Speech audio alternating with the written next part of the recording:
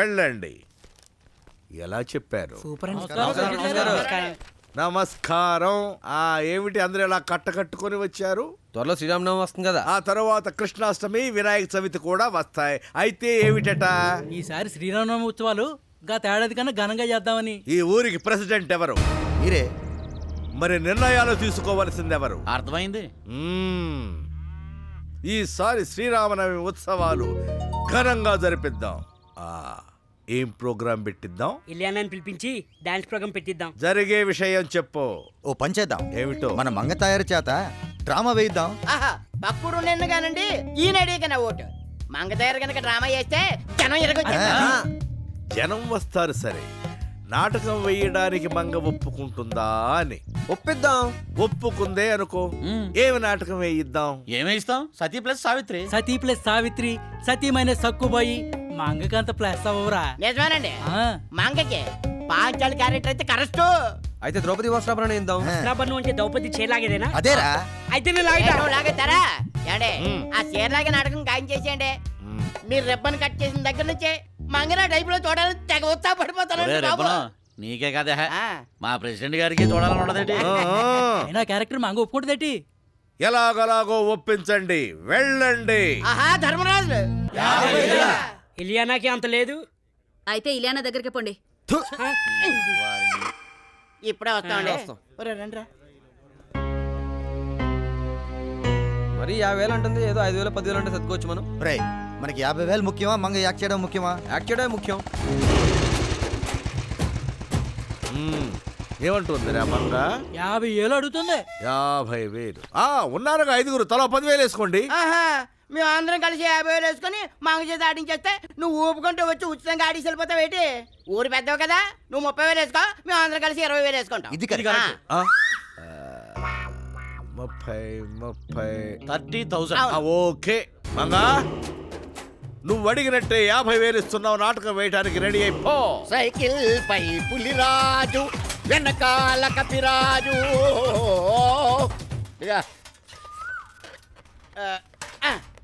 Director గారు, వీళ్ళేనండి నేను చెప్పిన మహానటులు. మీ బ్యాచ్ అని చెప్పు, నట్లో కదా నేను చెప్తాను. ఏమయ్యా, అనుభవం ఏమన్నా ఉందా?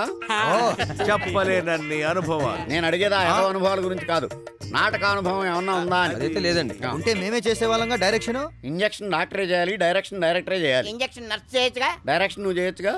యూస్లెస్. ఓ, తమరికి ఈ అలవాటు కూడా ఉందా? నాకు ఈ అలవాటే ఉంది. మీరు చాలా వెరైటీగా మాట్లాడతారండి. నేను ఏది చేసినా వెరైటీగా చేస్తానండి. ఇంతకీ నేను డైరెక్ట్ చేస్తున్న నాటకం ఏంటి? ద్రౌపది శారీ పుల్లింగ్. మర్యాద. ద్రౌపది వస్త్రాపహరణం అండి. చే, ఎప్పుడో ద్వాపరయుగంలో దుశ్శాసనుడు ఒకసారి ద్రౌపది చీర లాగాడు. కలియుగం స్టార్ట్ అయ్యి కొన్ని వేల సంవత్సరాలు అవుతుంది. ఇప్పుడు ఇంకా లాగుతానే ఉంటారు. అదైతే కొంచెం గ్లామర్ గా ఉంటదని. చీర ద్రౌపదా, నాటకానికి కావాల్సింది గ్లామర్ కాదురా, గ్రామర్. అదేంటో నేను మీకు నేర్పుతాను. మీరేమైనా చేయండి, నాటకం మాత్రం నా భూతో నా భవిష్యత్ లా ఉండాలి. నా భూతో నా భవిష్యత్ అంటే ఏంట్రా? నా భూతో నా భవిష్యత్ అంటే ఏమిట్రా? ఏదో ఒకటి, కానీ నాటకం మాత్రం బ్రహ్మాండంగా ఉండాలి. మీరే చూస్తారు కదా, వెంటనే తెప్పించు. లాగడానికి చీరల, తాగడానికి మందు. అలాగే వెళ్ళు. ఎరా అశ్వత్థామ, వెళ్ళరా. సార్, అంతా రెడీయా? అందరూ రెడీ అయిపోయారు సార్. అందరూ కదా, మందు రెడీయా? అదైతే రెడీ సార్. అయితే చూడడానికి నేను రెడీ. తెరలాగమాను.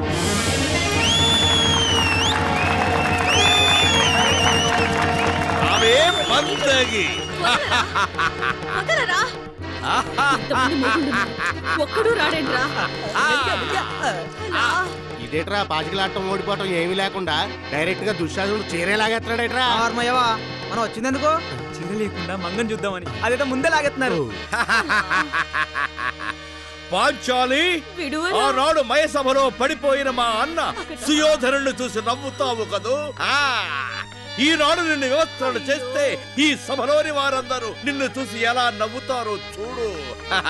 మా మంగని విమర్శన చేస్తే అందరూ కళ్ళప్పగించి చూస్తారు, కానీ ఎందుకు నవ్వుతారు? నోరు మీరే పులిసెట్టి. అక్కడ ఉన్నది మంగ కదరా, ద్రౌపది.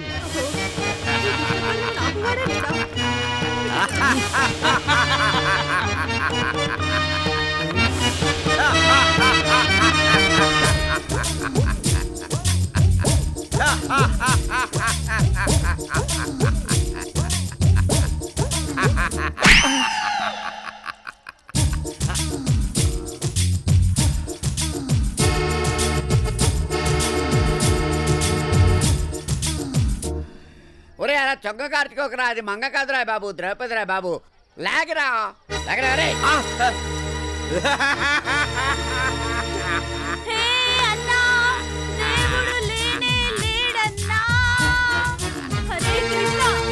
రక్షించరా కృష్ణ.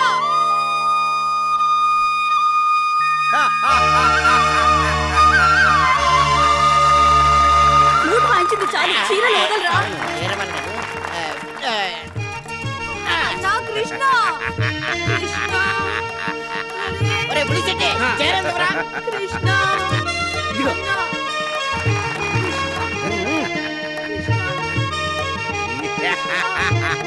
లేకరా. కృష్ణ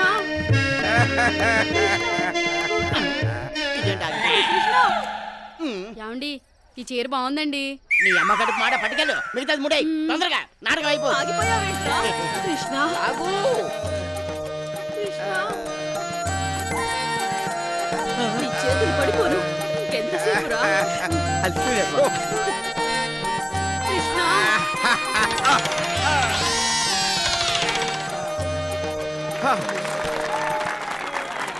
అమ్మా ద్రౌపది, నా కుమారుడు తొందరపాటుగా చేసిన ఈ తప్పుకి నన్ను క్షమించమ్మా. ఎవరిని క్షమించాలి? కర్ణా, ఇది మా ఫ్యామిలీ మ్యాటర్. ఇందులో నీ ఇంటర్ఫియరెన్స్ అవసరం లేదు. వాడు నా బెస్ట్ ఫ్రెండ్.